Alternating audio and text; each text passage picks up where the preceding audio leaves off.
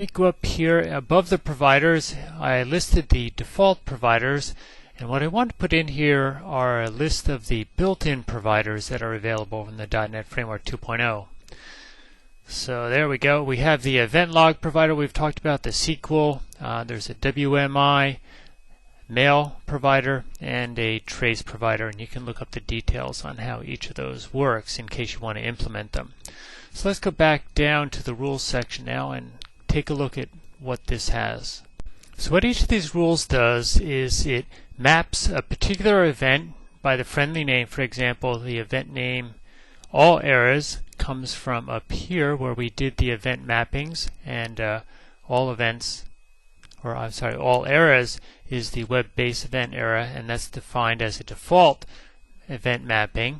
And then the other main aspect of the rule is where it maps to a particular provider using the provider's friendly name, in this case event log provider, and that was created up here. And as we saw, the event log provider is one of the default providers that comes with the framework.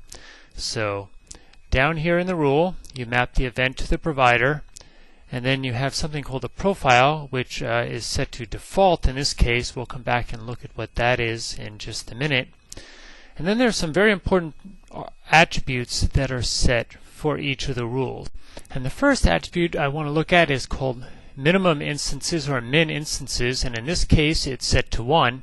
And what min instances does is it indicates the minimum number of instances of the event before the provider is notified. So in this case, as soon as one instance of the event occurs, the corresponding provider would be notified.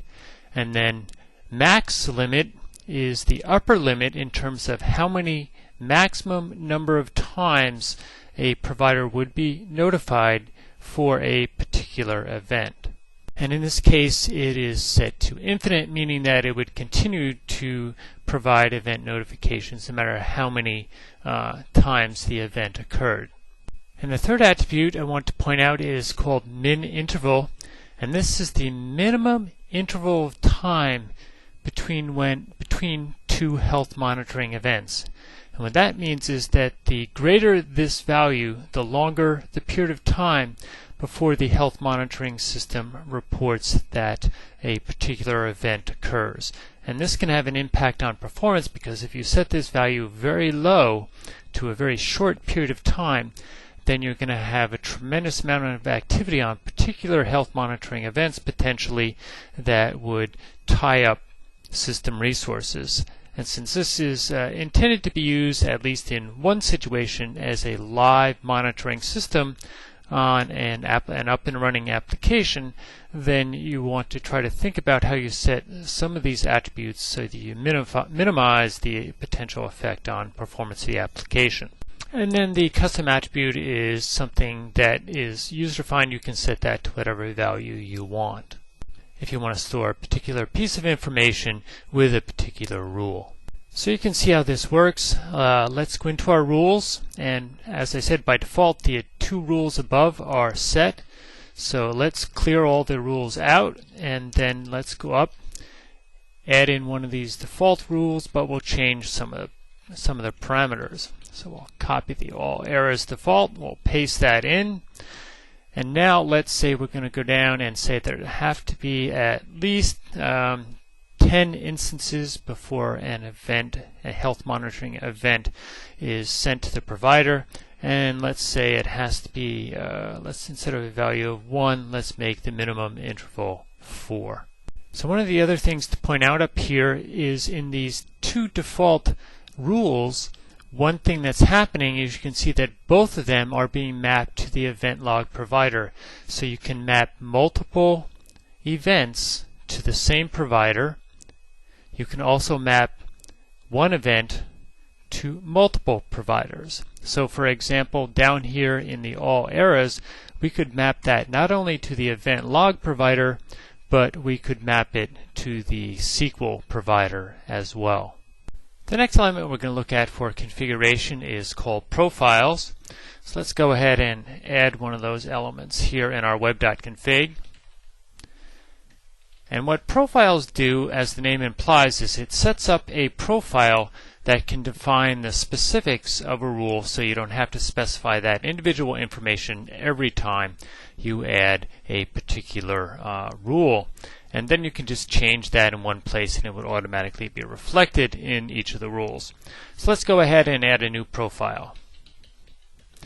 And we'll call this default. And the parameters or attributes that we can put into a profile are essentially these three attributes up here.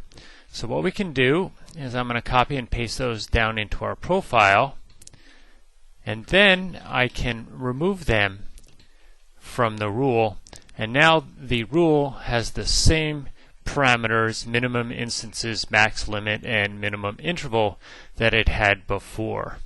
And so we could have multiple rules defined up here, each using the default profile. Then if we went down here and changed the minimum number of instances, let's say to 5, that would automatically be applied to all the rules that are using that profile.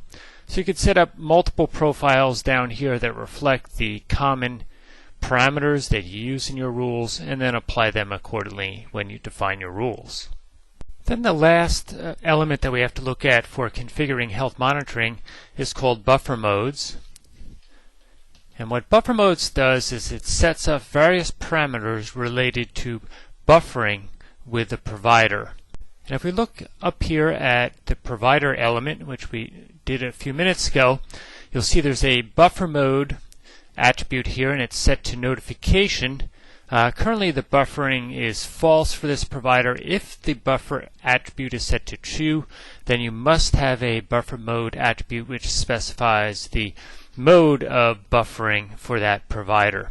So let's take a look at how this notification buffer mode is set up and what the various settings are that you can do down here in the buffer mode element. Like we saw with several of the other elements, there's some predefined buffer modes that come out of the box, so to speak, and I've gotten them from the documentation on MSDN, and let me paste them in here above the buffer modes element so you can see what they are.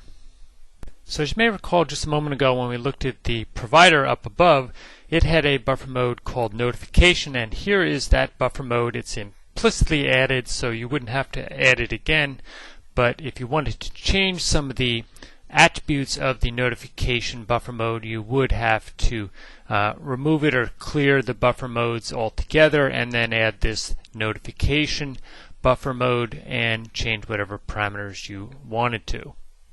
So let's go ahead and take the notification buffer mode and we'll copy and paste it down here into the buffer modes attribute so we can change a few parameters and see how this works.